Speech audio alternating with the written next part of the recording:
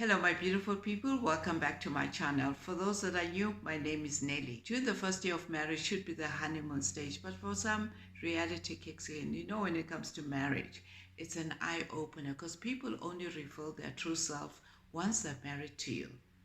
They're no longer impressing you. They've won the prize, which is you. Today we're going to be talking about issues that happens on the first year of marriage. One of the first tests is adjusting to live together. All this comes with a compromise. This is actually the first test to prove that are you willing to compromise for your partner or not.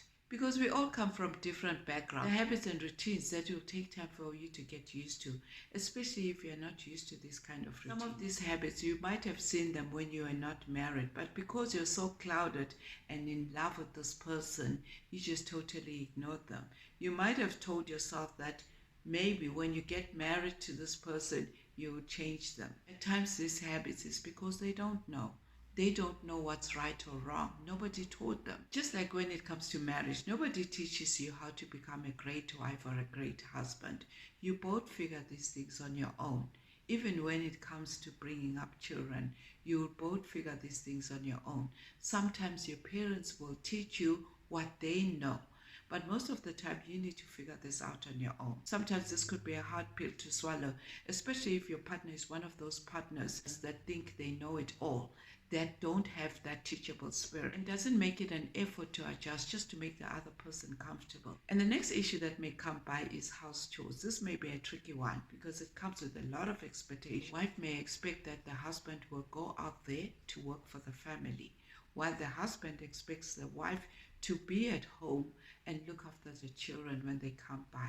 Or maybe your husband is the type that will expect you to work as well and you want to stay home and be a housewife. You need to get to discuss each other's expectations, what you expect the husband to do and what he expects you to do. Because some of these expectations are decided by one person and yet it's a two-way thing.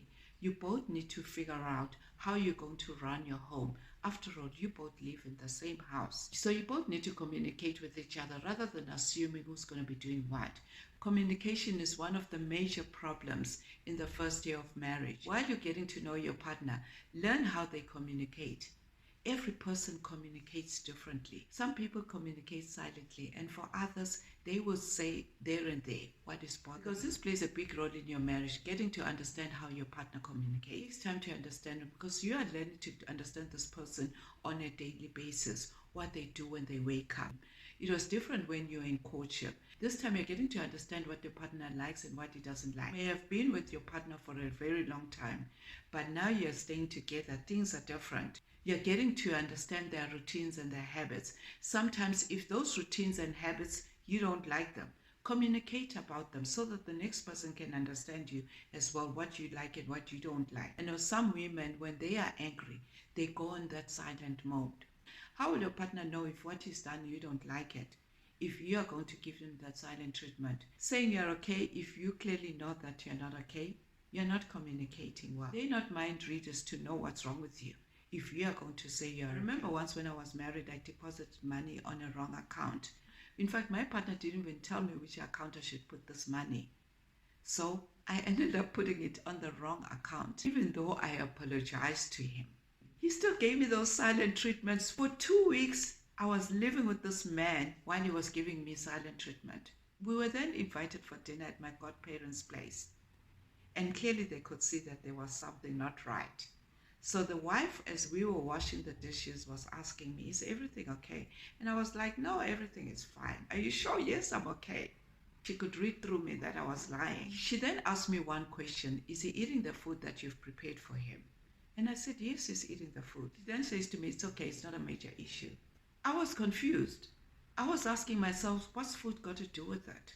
Later I realized it's a cultural thing. If a man stops eating your food, then it's over. So sometimes you need to discuss, even when it comes to cultural things, they're very important, especially if you're both from different cultural backgrounds. How you resolved your problem is what matters. Which brings me to the third problem when it comes to the first year of marriage. How you resolve your issues.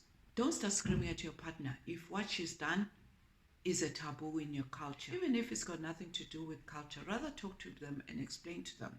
Because there's some things that will come by that will cause conflicts. Don't just pack your bags and go back to your parents' home just because you've had a conflict. Going back to your parents' home is not a way of resolving the problem. How you resolve the problem is a healthy way of getting to know your partner.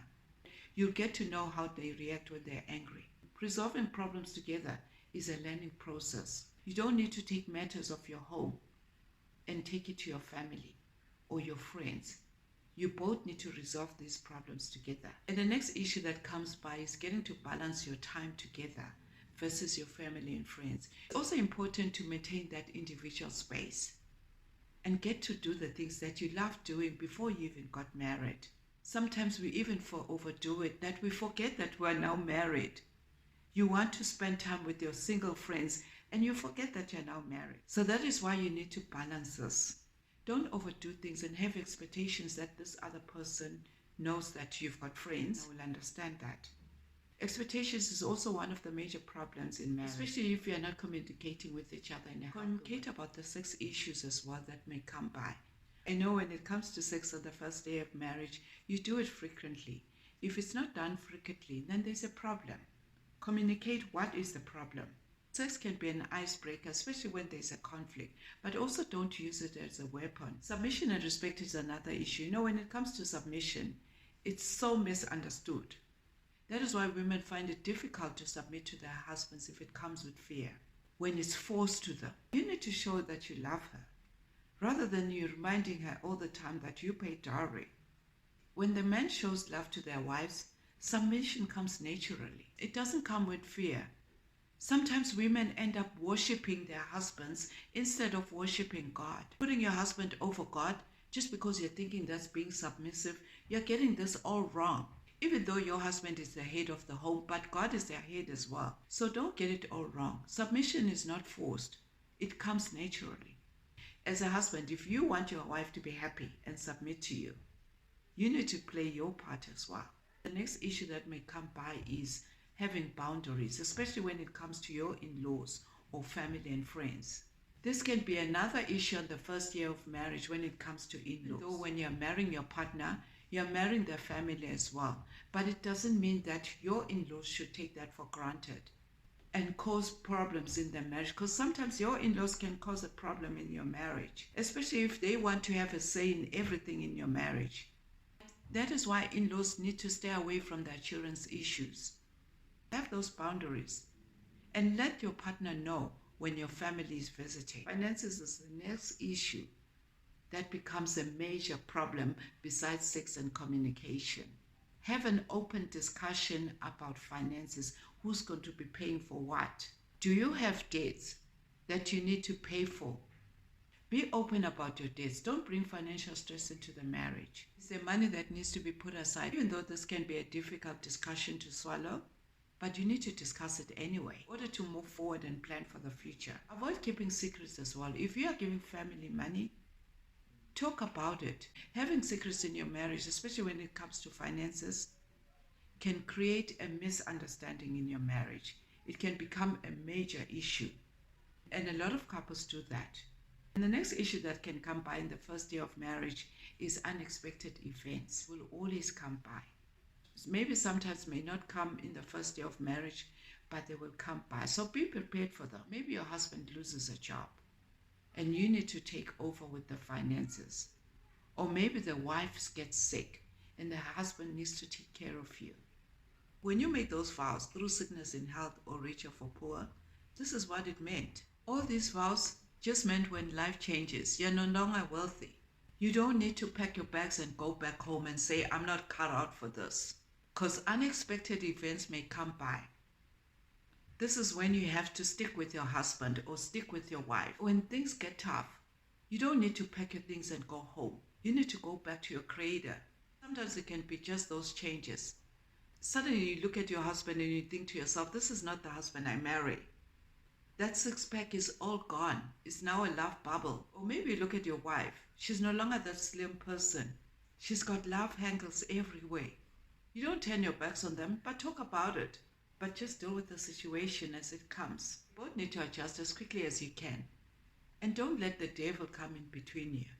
and enjoy your marriage. Thank you for watching, and see you on the next video. God bless you.